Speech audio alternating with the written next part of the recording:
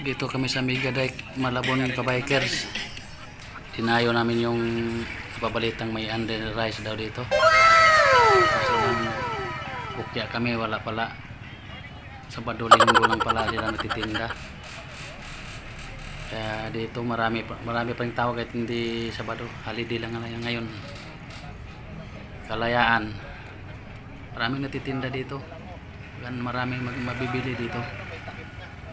Kaya wala yung pinuntahan namin na kainan. Tingin-tingin lang muna kami dito. At yung kasama ko na mimili kung anong bibilhin. Maganda dito tambayan. Magagandang tanawin dito. Sa gitna siya ng dagat. Yan o, maganda. Dahil nagutom kami, dito na lang kami kumain sa may tindahan na maliit dito. Tutanghon. Ayun na si Manong, masarap naman. Kaya nga lang, walang pisto. Kanya-kanyang tabi lang. Marami rin naman ng takal.